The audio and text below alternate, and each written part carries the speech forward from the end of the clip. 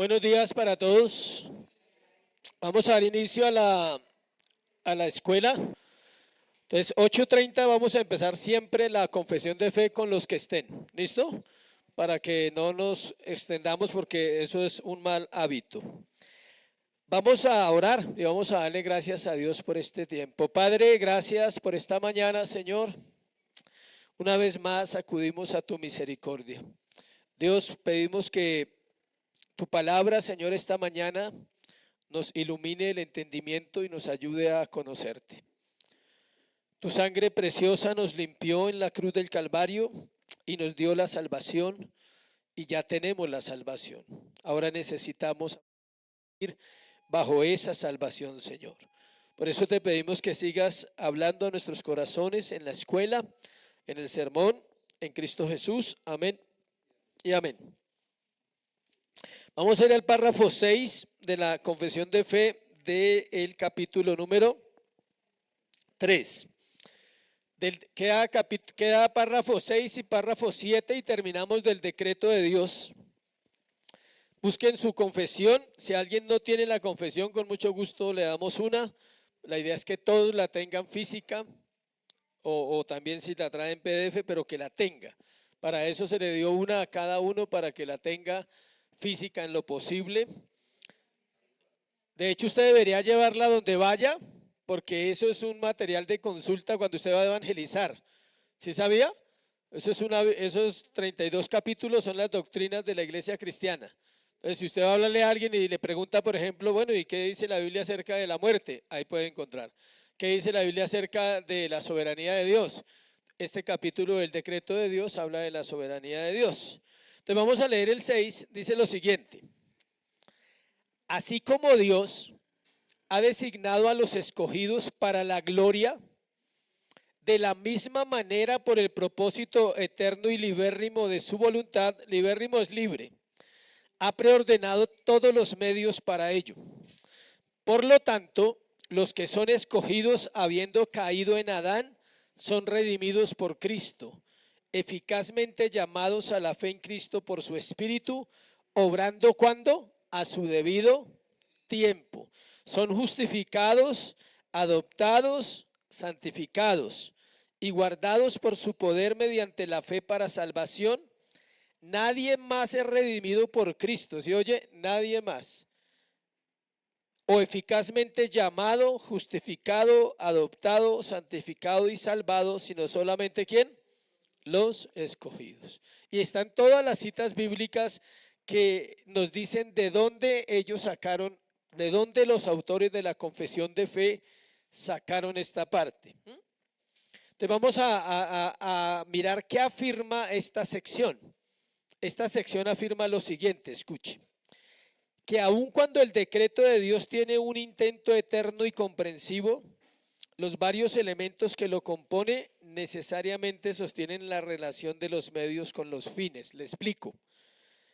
Que el decreto de Dios no es, digamos, la palabra correcta sería, no es malo o no es contrario a lo que nosotros llamamos bondad. Por eso dice que tiene un intento eterno y comprensivo. Capítulo 3, numeral 6. Dice, al determinar los fines, intenta cumplirlos. Es decir, Dios escogió, vimos la semana pasada, hombres y ángeles. Acuérdese, también los ángeles fueron escogidos. Los ángeles, ¿quién los creó? Dios. Por eso no existe la doctrina de los ángeles. Cuando toda la gente que cree en los ángeles está quitándole la gloria ¿a quién? A Dios. Porque ellos son ¿qué? Criaturas también. Y en la Biblia hay varios episodios donde los ángeles, Juan se postró ante un ángel en Apocalipsis y el ángel le dice, no, señor, o sea, levántese que yo también soy ¿qué? Su consiervo. Daniel también tuvo la misma experiencia. Daniel también se postró ante un ángel y el ángel le dijo lo mismo. Le dijo, no, nosotros somos casi iguales. En este momento no somos iguales, pero vamos a ser ¿qué? Iguales. Vamos a ser como ellos. Entonces los ángeles no se pueden ¿qué? Adorar. Hay un número de ángeles escogidos y nunca va a haber uno más ni uno menos. Ahí la Biblia dice que la tercera parte de los ángeles creados se volvieron ¿qué? Demonios. Se llaman ángeles caídos. Entonces, cuando se habla de ángeles hay que tener cuidado, porque usted cuando está hablando de ángeles está hablando de los dos, de los de Dios y los de Satanás. Ellos siguen siendo ángeles, pero ángeles ¿qué? Caídos. Es decir, ellos no han perdido ciertas características que tienen, como la velocidad, ser espíritu y todos los poderes que ellos tienen. Ellos no lo han perdido, los demonios, pero lo usan para el mal. Y la Biblia dice que así como esos ángeles son completos en número, así también está diciendo en este numeral que no se puede añadir un solo escogido, nadie. Uno quisiera, ¿no? Decir, no hay un cupito ahí para alguien que conozco, o sea, no sabemos si es elegido o no, hay que seguir orando. En materia de salvación de los hombres, el fin que Dios propuso fue la salvación de ciertos individuos a quienes Él llama elegidos, y que los medios señalados para alcanzar este fin son la redención por Cristo, el llamamiento eficaz, la justificación, la adopción, la santificación y la perseverancia en la gracia hasta la muerte. Quiero detenerme un poquito ahí porque son términos que usted dirá, bueno, ¿y todo eso qué es? Si quiere leerlo más fácil, léalo en Romanos 8, para que usted lo encuentre. Ahí está, Romanos 8, para que vea que está sacado de la Escritura. Romanos 8, 28, 29, 30, ahí lo dice. Porque a los que antes conoció, eso se llama elección. ¿También qué? Los predestinó para que fuesen hechos conforme a la imagen de su Hijo, para que Él sea el primogénito entre muchos hermanos. Y ahí dice, a los que predestinó, a estos también ¿qué? Llamó. Ese es el llamado eficaz. A los que llamó, a estos también ¿qué? Justificó. La cruz. 8, 29, 30. Y a los que justificó, a estos también ¿qué? Glorificó. Aquí no nombra la santificación, pero la santificación se comprende desde el momento del nuevo nacimiento hasta el día de la muerte del cristiano.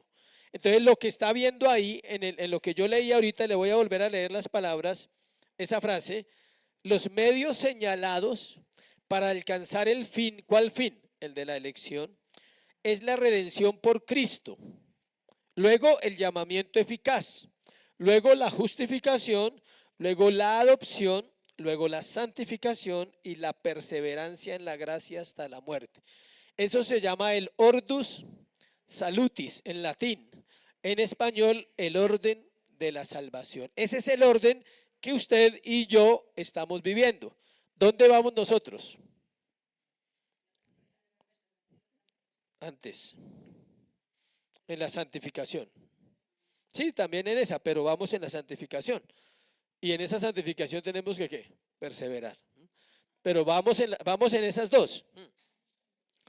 En la perseverancia de los santos, que está acompañada de otra doctrina que se llama ¿cómo? ¿Cómo se llama otra doctrina que es similar a la perseverancia de los santos? La preservación de los santos, que esa la hace ¿quién? Dios. Usted persevera, Dios lo preserva para que persevera. ¿Sí ve? O sea, Dios lo preserva a usted para que usted ¿qué?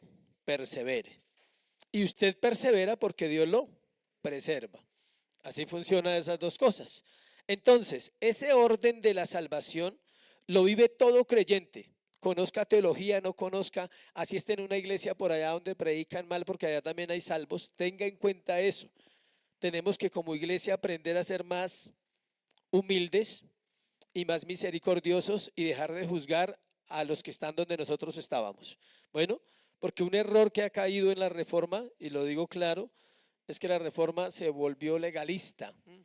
¿Por qué se vuelve legalista? Porque se basa solo en la doctrina y olvida que el amor, y está olvidando la salvación de los perdidos por estar estudiando seminario, teología, hermenéutica, todo eso, sin la misericordia que vamos a ver ahora, nos va a traer problemas serios como iglesia. Entonces tenemos que cambiar nuestras dinámicas y entrar en un proceso de preocuparnos por aquellos que están allá durmiendo ahorita en la casa, que deberían estar aquí.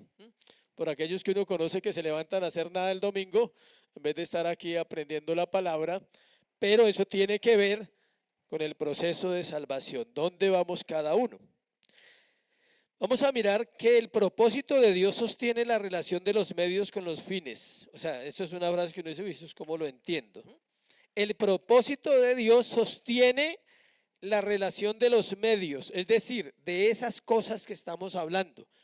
¿Cuáles son los medios de gracia? ¿Quién se acuerda? La oración es uno, la Santa Cena, los sacramentos, el bautismo, ¿sí?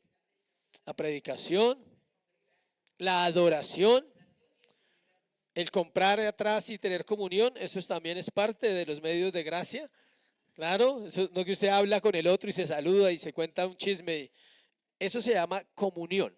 Hermanos, ¿cómo le fue esta semana? No, estuve esto. Eso se llama comunión. Conocer al otro. Eso también es un medio de gracia. Sí sabía que a través de todos esos medios nos santificamos. ¿Cómo me santifico hablando con otro hermano?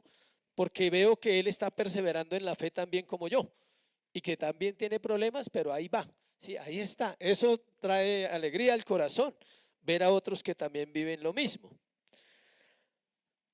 Todos los medios de gracia y todos los medios que Dios usa para cumplir sus decretos vienen de su inteligencia infinita y tienen un fin específico, escuche, para la gloria de Dios. Dentro de 8 días voy a ir a predicar a otra iglesia, voy a hablar sobre Ruth. Ustedes tienen la posibilidad de saber uno de qué va a hablar, ellos no saben. Voy a hablar sobre Ruth, sobre lo que vimos acá, el primer tema que vimos acá del Evangelio de Ruth, el amor y la crisis. Y uno cuando va a predicar un sermón que ya ha predicado, no es que lo va y lo predica, tiene que volver a estudiarlo. Y encontré otras cosas interesantes y una era que Abigail no sabía, Noemí no sabía nada de lo que iba a pasar porque ella tomara decisiones correctas o incorrectas, ¿sí? Y eso le pasa a usted y a mí. Hablando del decreto, lo pongo en ese ejemplo, hablando del decreto. Las decisiones que tomó Noemí tuvieron que ver mucho en la historia de la humanidad, imagínense. Una mujer viuda, sin hijos, nadie, digámoslo así entre comillas, nadie, porque las mujeres no eran nadie, con todo respeto, en esa época no eran nadie por la cultura. Si no tenían marido, no eran nadie. Pero tranquila, solteras, que eso no existe ahora, ¿listo? Era en esa época, ¿sí? A propósito de las solteras, hago una cuña acá. Su afán no debe ser casarse, su afán debe ser consagrarse. Bueno, porque a veces entra ese afán y pica, pica el corazón, ¿sí? Yo sé que eso entra en las mujeres y en los hombres. Ese no debe ser su afán, porque usted ya tiene un compromiso. Si usted quiere otro compromiso, viva primero el que tiene. Aprenda con ese que tiene, que es muy serio y que es muy santo y es muy hermoso. Es Dios. Cristo está con usted. Y ahí sí, dígale, Señor, si es tu voluntad, quiero prepararme contigo, quiero amarte, quiero ser fiel a ti, quiero honrarte. Y si en ese decreto eterno que yo no conozco está que aparezca, que aparezca. ¿Listo? Era una cuña que de pronto dirá, ¿qué tiene que ver con el decreto? Mucho, mucho para ellas, ¿sí? Entonces, Dios en su sistema o en su decreto usa todo eso que estamos hablando para su gloria. Escoge, llama, justifica, santifica, nos lleva a perseverar porque Él nos preserva y nos glorifica. Pero nada de eso es para que usted sea mejor o le vaya mejor en la vida. Simplemente es para qué, para su gloria, para que el decreto de Dios sea tan perfecto que un día usted va a tener tiempo de leer esos decretos eternos. ¿Sí sabía que vamos a tener tiempo de entender lo que no entendemos? Decir, ¿cómo lo hacía, Señor? Y tal vez Él nos va a mostrar, no sabemos si en una visión, no sabemos cómo, es un misterio saber cómo nos va a mostrar su gloria. O sea, cómo Él nos va a explicar este libro, Él nos va a explicar las historias y va a decir, ¿quieren ver a Abraham? Mire, esta fue la vida de Abraham.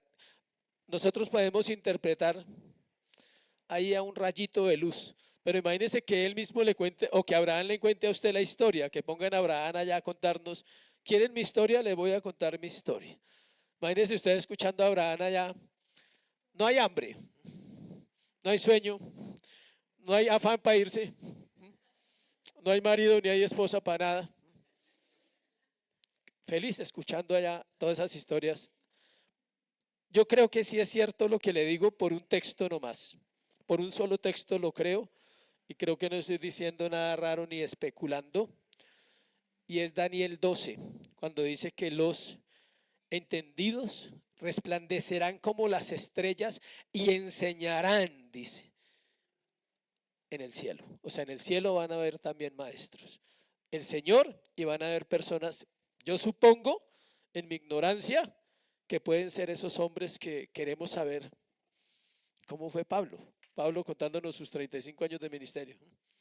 Usted no se cansa, usted se va a deleitar. Y de pronto le den la oportunidad de contar sus embarradas también. O sea, las de uno, ¿no? Lo poquito que uno hace. Dios cumple sus propósitos en las obras de creación y providencia, en la economía de ambos. Cuando hablamos de economía, siempre bíblicamente no estamos hablando de plata. Es un término teológico para hablar de orden. Un orden en la providencia, un orden en la creación, un orden en los sistemas que Él ha creado que llevan a ciertos fines. Por ejemplo, estamos en la materia en el seminario, ¿sí sabía? Estamos viendo, acabamos de empezar espiritualidad reformada, espectacular. Es una materia práctica, práctica. El profesor es espectacular porque él dice cosas que uno dice, estamos lejos de esa espiritualidad reformada. Tengamos en cuenta que cuando hablamos de reformada no estamos refiriéndonos solo al siglo XV y XVI. Y eso me gustó mucho y creo que eso lo necesitamos nosotros. Cristianos reformados no se refiere a las creencias de Calvino y Lutero como ustedes piensan o pensamos, no, se reforman en el corazón. O sea, la reforma no aparece allí, simplemente se hace más fuerte allí, pero la reforma comienza en la Biblia. Cuando Dios llama a una vida y la salva, ¿qué hace? La reforma. Los que hemos trabajado en construcción, algunos, sabemos que es una reforma. ¿Qué se hace para una reforma, don Fernando? Primero hay que, ¿qué? Sí, ¿qué hay que hacer? ¿Y toca qué? Romper. Y toca romper. Normalmente en una reforma siempre toca ¿qué? Romper. ¿Por qué? Porque es ir a arreglar algo que estuvo bueno alguna vez, pero resulta que al cliente ya no le gusta. Dice, no, refórmeme esta columna, refórmeme este piso, refórmeme esta pared. Por algo la manda a reformar. Entonces, eso hace Dios en una reforma. Lo que está dañado, lo empieza ¿a qué? A arreglar. Y lo empieza a arreglar en ese proceso. Me gustó un ejemplo espectacular que él puso y se lo quiero contar. Porque todo lo que usted hable en la vida cristiana tiene que ver con el decreto eterno de Dios, de cómo Él hace las cosas. Nosotros tenemos una idea de cómo Dios hace las cosas, pero estamos a años luz de tener esa mente cristiana, esa mente bíblica. Escuche esto.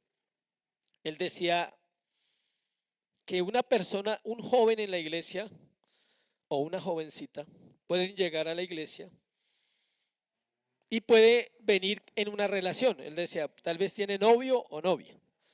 Y él llega a la iglesia o ella llega y sigue con su novio y con su novia. Decía él, esa persona, aunque usted no lo crea, ya es espiritual. Porque acuérdese que Dios puede darle la oportunidad de nacer de nuevo, pero la conversión puede venir más adelantico en esa persona. O sea que él se refería a que ese muchacho o esa muchacha todavía tiene relaciones con su novia, porque él estaba hablando de un contexto moderno. Decía, él vive con su novia, o la novia vive con el novio, porque así son los novios ahora, ya viven juntos. Decía, y él llega a la iglesia y sigue viviendo con ella. Hay que tener cuidado, decía él, en caer en decir que esa persona no es espiritual. Sí es espiritual, solo que acaba de empezar su vida cristiana. Por este orden, él hablaba del orden de la salvación, por este orden Dios va a ir ¿qué? Reformando, cambiando, restaurando. Y si no, mire su vida, ¿cómo llegó usted? ¿O usted hacía lo que hace hoy cuando llegó? Nada. no va a decir que usted llegaba y ya entendía y ya oraba y ya leía y ya venía a la iglesia, nada. O sea, todos empezamos, algunos los llevaban del pelo, pero ahí iban. O sea, ¿sí? Hablando de los que fueron llevados a la iglesia desde chiquitos, porque ese es otro caso especial. Ese es otro decreto ahí que está ahí. Sí. Entonces, no, es que a mí me llevaban, sí, lo llevaban porque usted no iba porque quería, tocaba llevarlo, ¿sí? Todos los eventos decretados en efecto se verificarán bajo la relación de medios subordinados a los fines. Es decir, todo lo que pasa está dentro de esto que estamos hablando para nosotros. Dentro de la justificación, dentro de la santificación, dentro de la perseverancia de los santos, dentro de la preservación, el llamado eficaz, por ejemplo. Se predica el evangelio. Otra frase que me gustó de él decía: para Dios vale más un alma, escuche bien, para Dios vale más un alma que la teología correcta. Eso fue una cachetada para todos los que predicamos. Claro, uno dice, uy, qué profundo, o sea, qué difícil debatirle a un maestro, decirle, pero usted no está equivocado. No, no está equivocado, está diciendo la verdad. Porque muchos conocen la teología, pero nunca se han preocupado por quién, por un alma. Y por eso hay gente que no tiene la doctrina correcta y hace más por las almas perdidas en iglesias que no predican la verdad. Y en eso es que tenemos que trabajar nosotros. Ayer se subió una señora a predicar y el sábado, que veníamos del seminario, el viernes veníamos del seminario con mi esposa. Y precisamente era eso. Una señora que, como, bueno, no sé qué decir, porque una señora casi indigente, con eso le digo todo. Y empezó a hablar del evangelio, del juicio eterno, de Noé. ¿Sabía Biblia? Puros versículos, pura Biblia. No habló nada incoherente. Escasamente se le entendía porque no sabía hablar. Imagínense. Yo decía, uff, eso es tener a Cristo. Y muchas veces tenemos todo eso y no lo hacemos. Y el decreto de Dios se cumple o se cumple. Si la iglesia no habla, ¿qué dice? Las piedras hablarán. Dios levantará piedra. Imagine que una piedra tenga que decirle a usted, arrepiéntase. ¿Cómo queda usted ese día? Yo creo que usted, o sea, usted se tira al suelo de una vez. Donde una piedra se levante en el camino y le diga, arrepentíos y creed en el evangelio. ¿Cómo quedaría usted? Eso es una conversión inmediata de una persona que vaya por la calle y que un muro le diga. Así como apareció en el muro la escritura. Miren que usted va por la calle y el muro está limpio y aparece una escritura que diga, arrepentidos y creed en el evangelio. Yo creo que esa gente se convierte inmediatamente. Pero no es así. Quisiéramos que fuera así. Dios nos dejó esa tarea ¿a quién? A nosotros. Eso ya pasó en la Biblia. Pero nosotros tenemos esa responsabilidad para cumplir el decreto de Dios. Ahora, ¿cómo cumplo el decreto de Dios? Conociéndolo. Tengo que conocerlo al Señor. Tengo que conocer a Cristo. Entre más una persona conoce a Cristo, más le ama. Nosotros, porque Él siempre nos ama igual, ¿sí sabía? Más quiere obedecerle. Más le desea. Más desea lo que Él dijo. Dice, yo quiero saber qué dijiste. Yo quiero saber qué hay para mí. ¿Sí? ¿Cómo es aquí? ¿Sí? Dios nos dice explícitamente que Él determina una cosa para cumplir otra. ¿Sí ve? Cuando a usted le pasa una cosa, y apréndase eso por favor toda su vida. Cada cosa o cada circunstancia o cada situación que a usted le pasa tiene un fin para cumplir otra. Y es otra mayor, no es menor. Él nos lleva a qué? No de fracaso en fracaso, sino de gloria en gloria.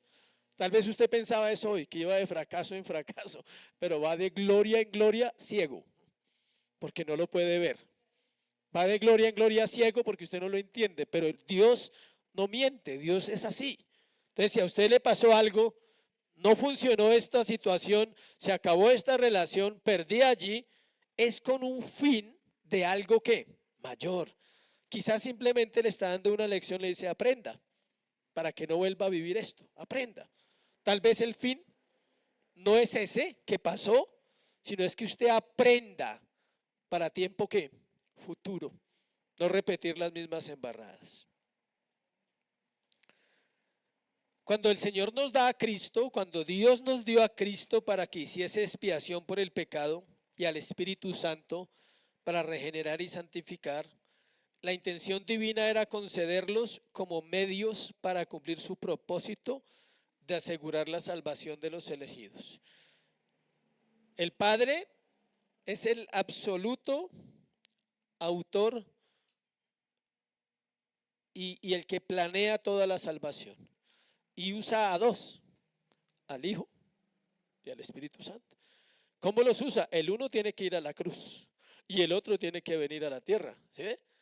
Ambos vienen a la tierra, curioso. O sea, los tres se reúnen allá donde usted no sabía, donde usted nunca va a entender y yo tampoco. Y dicen, hagamos al hombre y después de que lo hagamos el hombre va a pecar, va a fallar. Entonces tú vas a ir a morir en una cruz a redimirlos y tú luego vas a ir a vivir en ellos, en aquellos que yo quiero que sean para mí. Eso dijo el Padre y así sucedió. El Espíritu Santo vive en aquellos que son del Hijo y del Padre. Sí, hay un versículo que dice que la plenitud de Dios mora en nosotros. Escuche esto. Nosotros no sabemos orar bien, porque ese decreto de Dios se cumpla y esa voluntad perfecta de Dios se cumpla. Entonces a veces oramos que Dios tenga misericordia de nosotros. Yo he orado así y aquí lo he hecho delante de ustedes. Pero estos días, escuchando al profe, decía eso, decía, nosotros creemos que eso es muy espiritual. Y resulta que para los salvos, la misericordia ya se efectuó. O sea, usted tiene que orar es porque Dios tenga misericordia de quién, de los que no han llegado. Porque usted ya tiene misericordia. O si no, por esa razón está ahí orando. Por eso está orando por otros, porque Dios ya tuvo misericordia de usted. Entonces uno dice, Dios, ten misericordia de mí. Y el Señor dice, ya, o sea, ya. ¿Hace cuánto que la tuve? O sea, ¿no lo entiendes? Ya está en ti la misericordia. Ya está en ti la gracia, ya está en ti la justicia. ¿Por qué te la pasas pidiendo algo que ya tienes? ¿Qué pasa cuando los hijos piden lo que ya tienen? Pues no se les da, punto. ¿Para qué si ya tiene? Acabo de comprar un celular y quiere otro, no, ahí tiene un celular. O sea. Entonces Dios no te da nada de eso porque dice, pero ya lo tienes. O sea, me estás pidiendo misericordia, o sea, no entiendes la misericordia. O sea, me estás pidiendo justicia, que te justifique, ya fuiste justificado. ¿Sí ve? O sea, terminamos orando como impíos. Y eso tiene un nombre. Se llama falta de fe e incredulidad. Está camuflada, está metida en el corazón de nosotros y tenemos que descubrirla y sacarla con la sencilla oración de decir gracias por tu misericordia.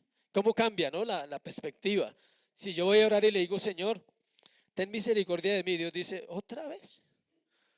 O sea, ya la tuve, te salvé, te redimí. Llevas una vida diferente ahora porque yo tuve misericordia de ti. Cambio es diferente cuando yo le digo, Señor, quiero darte gracias por tu misericordia, porque me has amado y porque me amas. ¿Sí? Tenemos que aprender, iglesia, a presentar el evangelio de una manera positiva, no negativa. Las doctrinas de Calvino, las 5 doctrinas, hacen parte de ese decreto eterno, elección. ¿Cuál es la otra? Son 5, por favor. Elección incondicional, llamado eficaz. ¿Depravación qué? Expiación limitada ahí. Esas 5 se presentaron en 1610 de una manera negativa, porque era una respuesta a 5 puntos que sacaron los arminianos. Pero usted puede presentar las 5 doctrinas de una manera ¿qué? Positiva. Por ejemplo, ¿cómo se presenta la doctrina de la depravación total de una manera positiva? ¿Cómo le dices a una persona, el Espíritu Santo es el que puede darte una nueva vida a pesar de que eres un pecador totalmente? Es diferente. y no arrancar matándolo con la depravación. Tenemos que cambiar eso, porque nosotros somos legalistas, como iglesias reformadas se vuelven así. Entonces tenemos que darle gracias al Señor que nos va guiando como Él quiere llevarnos poco a poco. Esto hace parte del decreto de Dios, aunque usted diga, ¿será que sí estamos hablando del decreto? Claro, porque el decreto se cumple totalmente tanto en los elegidos como en los condenados. Y nosotros tenemos que aprender a conocer cómo el Señor quiere que nosotros ¿qué? Participemos. Solo Dios sabe si aquí hay un hombre llamado al pastorado. Puede haber, y usted dice, pero ¿quién? Cualquiera. Cualquiera de los hombres que está aquí puede llegar a ser pastor. Ninguno es descalificado. Porque, ¿por qué? ¿Quién me da la respuesta? ¿Por qué cualquier hombre de los que está en este salón puede llegar a ser un pastor? No, pero ¿por qué? Una razón específica. ¿Por qué? Tiene que ser elegido. Pero hay otra razón. ¿Por qué? Por gracia. Y la gracia no exige, la gracia no te pide, la gracia ¿qué? Da. La gracia no pone condiciones, tiene que estudiar, no. Si tiene el llamado y si Dios lo llamó, lo va a hacer. No importa la edad, no importa el tiempo, no importa el conocimiento, si tiene el llamado es inevitable. Y nosotros lo vemos a él, tiene que prepararse, tiene que tal. No. Yo entendí algo y hablaba con un pastor en la reunión del jueves. Yo le decía, mire, yo entendí hace 27 años, en el año de 1997 creo que el Señor me salvó, puedo decirlo. Y yo entendí algo que vine a estudiar acá en las doctrinas bíblicas hace 8 años que empezamos el proceso. Pero yo lo tenía claro sin ir a un seminario, sin tener un conocimiento de teología o estar estudiando una carrera de teología. Y era la gracia. Yo sabía que yo no podía haberme salvado por mí mismo, yo lo sabía. ¿Sí? No necesité un curso. Toda mi vida tuve claro que la salvación era ¿por qué? Por gracia. Y creo que nunca dije nada contrario a eso y nunca le dije a nadie que esa persona se podía salvar por sí misma, independiente del lugar donde estuviera. Porque yo entendía, ¿y sabe por qué lo entendía yo? Y anoche el pastor me lo ayudaba a recordar, el maestro, por mi historia. Por mi historia. O sea, hay gente que por su historia se puede dar cuenta que jamás hubiera venido a Cristo por sí mismo. Como hay gente que no entiende su historia y cree que vino. ¿Sí me explico? Entonces, ese es un buen término para lo que se llama ¿qué? Testimonio. Pongámosle historia. Ustedes tienen una historia cada uno. Y esa historia, si se habla bien y si se cuenta bien a los perdidos, Dios la puede usar para que ellos vengan a Cristo. O sea, sí, porque a veces nos volvemos que no puedo hablar del testimonio porque los reformados, porque no, es una historia. ¿Y qué tiene la Biblia? ¿Y de qué está llena ella? Padres, ¿quieren formar a sus hijos? Anoche daban eso. ¿Cómo? Cuéntenles las historias de la Biblia. No solo ley. No matarás, no robarás, no adulterarás. O sea, no solo ley. Sí, porque hay padres que quieren coger a los hijos y no matarás, no robarás, no. ¿Quiere enseñarle sobre el adulterio? ¿Cuál historia le contaría? Bueno. ¿Quiere enseñarle sobre la soberanía? ¿Qué historia le contaría? A ver. José. Job también es válido. Jonás. Sí, Jonás sobre la providencia. Jonás, ¿sí ve? Entonces, como él decía, ¿cómo se enseñan niños y cómo se enseñan a los hijos pequeños? Historias. Él fue criado desde niño en el evangelio. Él decía, a mí me enseñaron historias. Decía, a mí no me dijeron que el adulterio era malo, a mí me dijeron quién cometió el adulterio, cómo lo cometió y qué le pasó. Y eso me ayudó a entender. Entonces, cuéntenles qué. Historias a los chiquitines. Amén. Dios, por su piedad infinita y por su benevolencia universal, determinó dar a su Hijo a la muerte para redimir de la maldición de la ley a toda la humanidad arruinada por la caída. pero sabiendo que se iban a perder, Dios, para aplicar su salvación y movido por un amor especial, eligió a ciertas personas de esa humanidad y les dio un llamamiento eficaz. Ya sabemos qué es el llamamiento eficaz. Solo aquellos que han sido escogidos responden correctamente a un sermón, a una visita que usted haga, a un diálogo que usted tenga en esa persona sobre el evangelio, al lenguaje de Dios, a la gracia, a la misericordia. Solo ellos responden. Y por eso hay que hacer la tarea de estar hablando, de estar compartiendo. Nosotros compartimos harto con mi esposa. Oramos que el fruto llegue en algún momento, pero compartimos harto. Ella lo hace muy bien, yo también procuro hacerlo. Pero ella es una evangelista nata, innata, tiene eso en su corazón, ella a todo el mundo le comparte. Me consta, lo digo porque lo vivo, porque lo veo, me toca esperarla ahí, ¿sí? Pero bien, bien. Sí, al vendedor, al del Uber, al de la tienda en el Transmilenio, ella comparte el evangelio. Yo lo comparto a veces Dios me inquieta, lo comparto, no siempre, a veces escucho y apoyo. Entonces, preguntas y voy apoyando, pero a veces también lo hago directo. ¿Tú crees en Dios? ¿Sí o no? Listo, y lo comparto de una. Cuando lo hago directo. Le digo a la persona, ¿usted cree en Dios? Sí. ¿Conoces a Dios? Casi siempre empiezo así. No. O, por ejemplo, nos encontramos una señora allí, aquí en el barrio. Entonces estábamos comprando unas cosas de comer. Y entonces yo me di cuenta que ella era creyente. No sé por qué me di cuenta, pero me di cuenta que era creyente.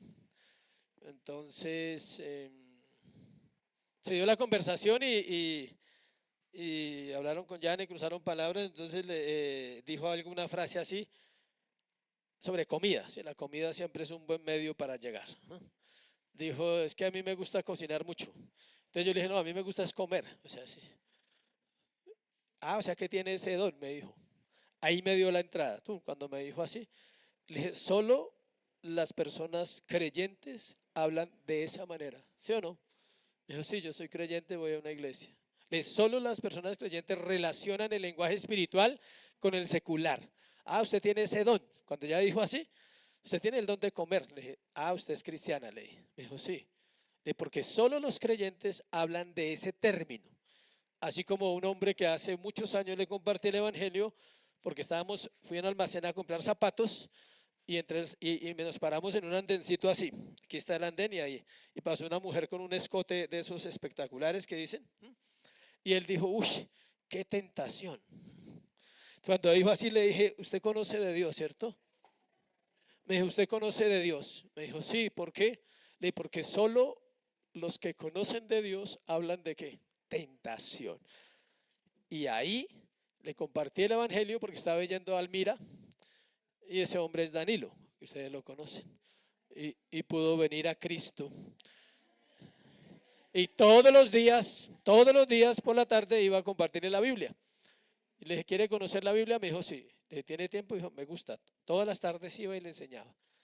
Él duró 5 años con nosotros donde estábamos y hoy en día está en su proceso. Con el Señor ahí va en su lugar, ¿sí? Entonces, iglesia, es importante entender esto para cerrar hoy, que todo, y usted dirá, pero ¿parece lo mismo de hace 8 días? No. Y si fuese lo mismo es porque ¿qué? Lo necesitamos, porque no lo entendemos con una sola vez. Yo puedo predicar 10 temas sobre un versículo y usted nunca se dará cuenta que no lo entendemos. Y tal vez al final entendemos un poquito del versículo, porque el evangelio es así. ¿Por qué? Por el pecado. Porque hay un remanente en nosotros que se resiste a que la palabra de verdad entre al corazón. Y aparte de eso no ayudamos. ¿Por qué? Porque no oramos, no tenemos contacto con la palabra constantemente y no tenemos la mente de ¿quién? De Cristo. Amén.